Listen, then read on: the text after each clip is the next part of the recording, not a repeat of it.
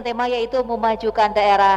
Jika sebelumnya di segmen 2 tadi pasangan calon nomor urut 2 mengawali, kali ini pasangan calon nomor urut 1 yang akan mengawali untuk mengambil pertanyaan yang sudah disusun oleh tim penyusun materi. Namun sebelumnya, di materi yang pertama tadi saya akan mengeluarkan terlebih dahulu amplopnya.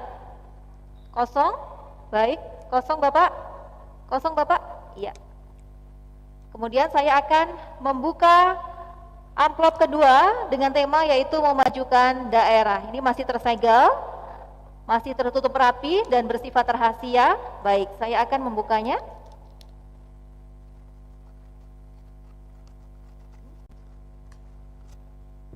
Ya, saya akan mengambilnya amplop.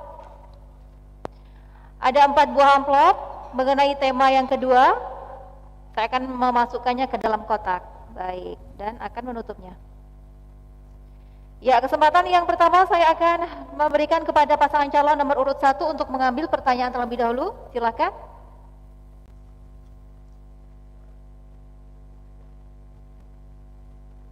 Mengambil 1 buah amplop kemudian diserahkan kepada saya. Ya, bisa dicek terlebih dahulu, masih tertutup dan tersegel Ibu. Saya yang membuka Ibu. Baik, silahkan kembali ke tempat. Terima kasih. Pertanyaan sudah diambil amplopnya, kemudian saya akan membukanya terlebih dahulu. Ya, saya akan membacakan pertanyaannya, mohon disimak dengan baik Ibu dan Bapak. Memajukan daerah dengan budaya merupakan hal yang ditunggu oleh masyarakat. Sementara ini, masyarakat telah mampu menampilkan kesenian reog, namun belum memiliki dampak kemajuan dan kesejahteraan masyarakat secara signifikan. Berbeda dengan di Bali misalnya, setiap seni budaya dapat dikemas menjadi industri pariwisata. Pertanyaannya, konsep apa yang akan saudara tawarkan untuk mengemas kesenian reog menjadi industri pariwisata? Baik, sudah siap Bapak? Siap. Silakan ke podium terlebih dahulu. Waktu untuk menjawab yaitu 2 menit, dimulai saat Anda mulai berbicara. Terima kasih Ibu Moderator. Pertama, memang reog tidak boleh berhenti pada pertunjukan saja dan seni saja. Ke depan reog harus menjadi pendulang ekonomi, bahkan menjadi pelecut wisata Ponorogo. Di 5 tahun yang lalu ketika kami kalah, kami sudah memaparkan kami ingin punya visi misi bahwa reog mampu menjadi pelecut wisata, karena ini sudah punya budaya adiluhung yang luar biasa. Kami ingin di Ponorogo ini ada monumen reog. Monumen reog seperti kalau Bali punya Garuda Wisnu Kencana, maka Ponorogo punya monumen reog. Di bawahnya monumen ada museum. Museum itu yang menatahkan bagaimana sejarah Krono Sewandono, reog Bantarangin, bagaimana sejarah Pecut Samandiman sampai kemudian komplit, sehingga anak cucu kelak nanti akan tahu bahwa oh reog seperti ini. Sehingga di samping ini menjadi pelecut wisata, maka ini menjadi edukasi bagi anak-anak cucu kita kelak. Sampai kemudian di altar museum, di altar ada kemudian pelataran, ada UMKM yang tumbuh. Kita menjadi etalase dari batik, dari kerajinan, dari UMKM tumbuh seperti daerah-daerah lain yang sudah maju seperti Bali punya Krishna. Kami ingin punya monumen reog yang di bawahnya ada museum walaupun masih sederhana. Kemudian tidak cukup dengan budaya saja, tapi kemudian harus dipadu dengan lain-lain. Sebagai destinasi wisata, Ponorogo wajib menyediakan kelengkapan apapun itu yang dibutuhkan oleh wisata. Misalnya harus tumbuh wisata alam yang elok. Kita punya ngebel harus diinisiasi menjadi wisata yang indah. Misalnya air dijogetkan, kemudian disorot pakai cyber light, kemudian jalannya diperlebar. Kalau jalan belum mampu diperlebar, kita bikin terminal di bawah, kemudian pengunjung wisata bisa pakai shuttle bus naik ke atas. Kemudian dari situ kita ajak minum susu di Pudak. Dengan demikian maka budaya tidak hanya berarti budaya, tidak hanya seni, tapi budaya bisa mendatangkan rupiah, dan devisa. Dengan demikian masa Ponorogo akan maju luar biasa. Hari ini belum tergarap. Baik, waktu habis, terima kasih. Pasangan calon nomor urut 2 silakan untuk menanggapi jawaban yang sudah disampaikan pasangan calon nomor urut 1. Waktu untuk menanggapi yaitu 2 menit. Baik, dimulai saat Anda mulai berbicara. Apa yang disampaikan paslon 01 tentang program apa yang akan dilaksanakan untuk memajukan budaya, kesenian dalam rangka untuk meningkatkan wisatawan di Kabupaten Ponorogo.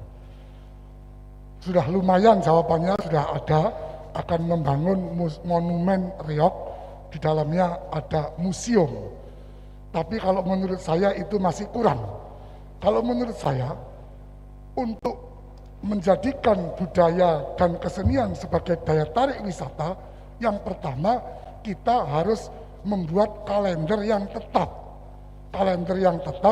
tentang atraksi-atraksi kesenian dan budaya yang ada di Ponorogo. Seperti misalnya yang kami lakukan mulai setahun yang lalu, kita menetapkan setiap tanggal 11 itu harus ada gebiak reog di seluruh desa di Ponorogo. Nanti ke depan, hal seperti itu akan kita split lagi atau kita pecah lagi. Misalnya desa di Ponorogo ini ada 307 dan kelurahan, maka itu akan kita bagi setiap hari. Ada atraksi reog di desa Selur, di desa Pudak, itu setiap hari ada. Sehingga wisatawan yang datang ke Ponorogo itu jelas, oh kalau saya mau nonton reog, tanggal 3 di desa ini, tanggal 7 di desa ini. Yang kedua, program itu saya katakan kurang karena kalau menurut saya, untuk meningkatkan kapasitas kesenian dan budaya, kita harus banyak atau memperbanyak festival-festival kesenian level atau tingkat internasional, seperti yang dilakukan di Bali, seperti yang tadi ditanyakan. Jadi menurut saya, apa yang disampaikan programnya kurang. Terima kasih. Baik, waktu habis. Terima kasih. Pasangan calon nomor urut 1 silakan untuk menanggapi. Waktunya yaitu 1 menit, dimulai dari saat Anda mulai berbicara. Sudah memimpin selama 5 tahun, mestinya Bapak mampu mengerjakan reog itu dan sekarang tinggal menjalankan. Tapi hari ini masih Bapak mau rencana lagi. Kalau menurut saya itu terlambat. Reog tiap tanggal 11 yang Bapak canangkan juga terbukti juga tidak mengundang wisata sama sekali. Tidak ada orang Trenggalek datang ke Ponorogo nonton reog, tidak ada orang Nganjuk Ponorogo nonton. Bahkan orang di setiap desa melihat reog menjadi enak karena cara mengopeninya keliru. Mestinya tidak setiap tanggal 11, tapi bisa digilir seperti yang Bapak sampaikan tadi sehingga anggarannya cukup. Nah, kami mimpi di museum itu ada tampilan digilir, tampilan di museum kemudian digilir. Dari hari ini reog Pudak, hari reog Pulung, hari ini reog Ponorogo Gelang, reog mana digilir kemudian indah sehingga seperti Bali punya barong, punya kecak, ada di setiap orang berkunjung ke Ponorogo disuguhi reog. Tapi harus ada destinasi yang lain, harus ada tujuan yang lain sehingga kemudian tidak hanya reog ini terkolaborasi dengan objek wisata dan budaya yang lain. Saya pikir itu. Baik, terima kasih, waktu habis. Silakan pasangan calon nomor urut 2 untuk kembali menanggapi apa yang sudah disampaikan. Waktunya yaitu 1 menit, dimulai saat Anda mulai berbicara. Dalam program yang kami susun, kami juga ada mencantumkan akan membangun museum reog. Kalau yang sudah kita bangun adalah gedung kampung reog atau sentra industri kecil. Nah, kenapa reog itu kita sementara ini setiap tanggal 11? Karena untuk memastikan bahwa seluruh desa itu tidak hanya memiliki perlengkapan reog, tapi juga memiliki seluruh personel atau pemain yang dibutuhkan untuk reog. Nanti kalau seluruh desa sudah kita pastikan memiliki personel yang cukup, baru kita akan gilir sesuai dengan yang tadi saya sampaikan. Terima kasih Paslon 01 menyetujui atau mengacungi jempol apa yang sudah kita programkan dan akan kita programkan. Terima kasih. Baik, terima kasih.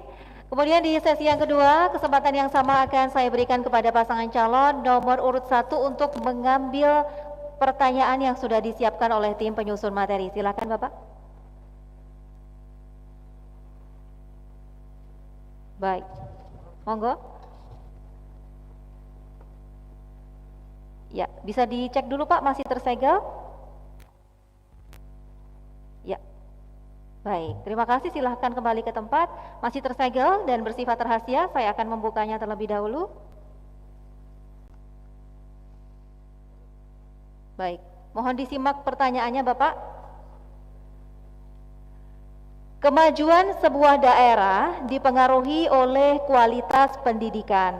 dan kualitas pendidikan dipengaruhi oleh tingkat partisipasi masyarakat dalam pendidikan dan kesejahteraan para pendidiknya.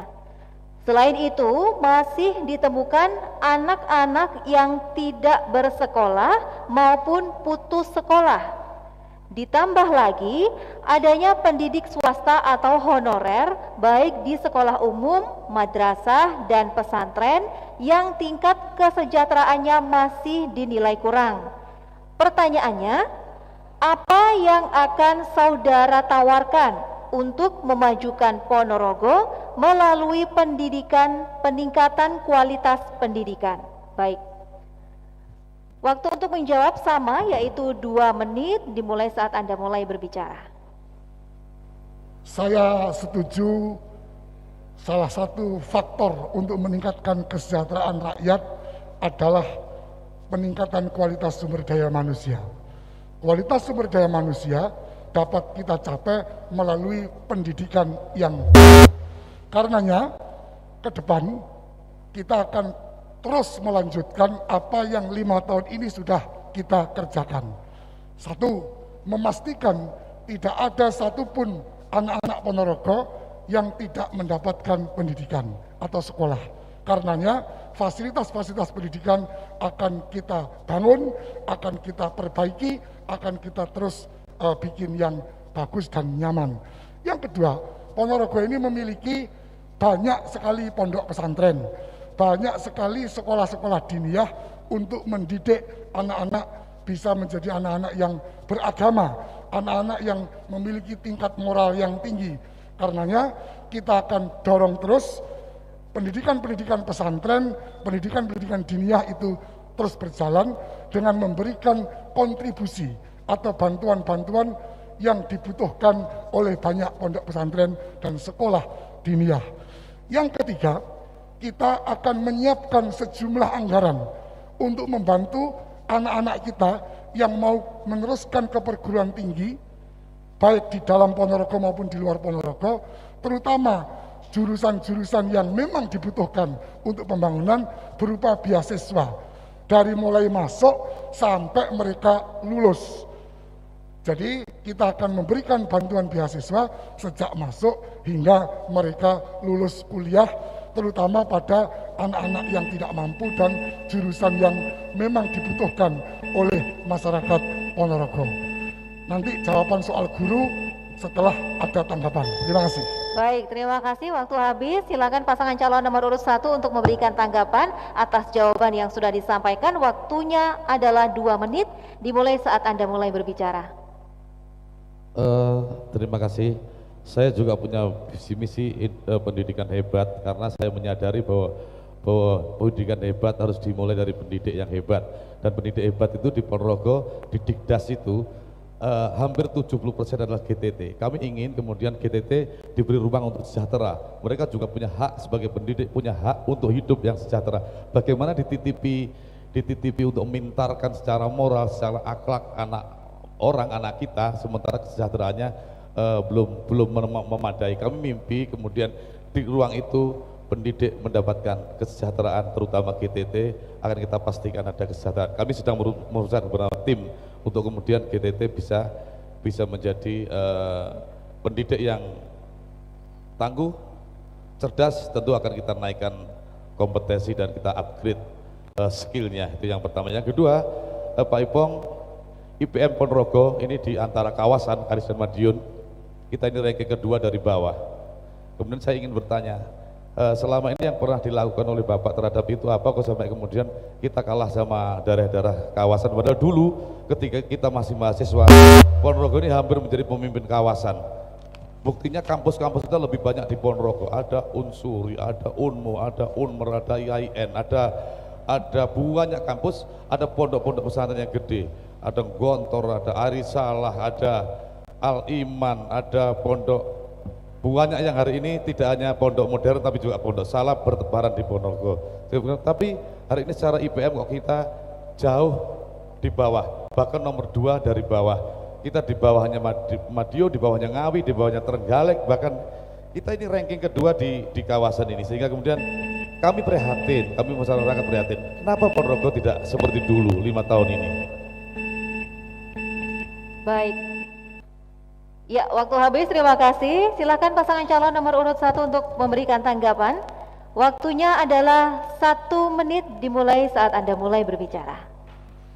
Saya kok meragukan ya angka yang disampaikan oleh Pak Giri tadi ya soal IPM itu. Karena kalau angka yang saya indeks pembangunan manusia itu 2015 68,16%, 2019 70,56%. Ini tergolong kategori tinggi. Dan setahu saya kita tidak yang terbawah di Jawa Timur atau di kawasan ini. Makanya saya meragukan angka yang disampaikan. Tapi tidak apa-apalah, silahkan saja. Tetapi yang saya tahu dari waktu ke waktu sejak 2015, 16, 17, 18, 19 IPM kita naik terus. Terakhir GTT ini masalah nasional. Tetapi alhamdulillah di Ponorogo saya 5 tahun ini berhasil bikin terobosan, memberikan penghargaan kesejahteraan kepada GTT se-Ponorogo. 5 tahun yang akan datang saya punya keyakinan akan lebih meningkat lagi. Terima kasih. Silakan kembali ke tempat. Baik, pasangan calon nomor urut 1 silakan kembali untuk menanggapi. Waktunya sama, yaitu 1 menit dimulai saat Anda mulai berbicara. Baik, saya juga tidak pernah melihat akhir-akhir ini Pak Ipong hadir di sekolah-sekolah musim Covid. Anak-anak ini kan belajar dari daring, tahu-tahu tidak sekolah, lulus secara iladuni, kemudian bagaimana kualitasnya. Yang sudah Bapak lakukan selama 5 tahun pada musim Covid ini, bukan 5 tahun, selama musim Covid bulan Maret sampai sekarang ini terhadap siswa yang hanya belajar di sekolah, ini seperti apa inspeksinya, seperti apa pengawasannya, agar kemudian parameternya seperti apa kecerdasannya. Jangan-jangan kemudian anak kita selama Covid ini kemudian menjadi anak yang seolah-olah pintar tapi tidak pintar, lulus tapi tidak pintar. Yang sekolah saya jangan-jangan ibunya atau bapaknya, bahkan kakaknya, bahkan kiainya. Saya khawatir itu. Saya ingin tahu seperti apa langkah Bapak selama musim Covid ini terhadap pendidikan. Matur sembah nuwun Pak Ipong. Baik, itu saja Bapak. Terima kasih. Baik, dan hadirin dan juga pemirsa, kita sudah sama-sama menyimak penjelasan dari masing-masing pasangan calon, kemudian menjawab pertanyaan dari tim penyusun materi, dan mengenai tema memajukan daerah. Selanjutnya di segmen berikutnya akan ada debat terbuka antara 2 pasangan calon bupati dan wakil bupati dengan tema meningkatkan kesejahteraan masyarakat. Untuk itu, tetaplah bersama kami.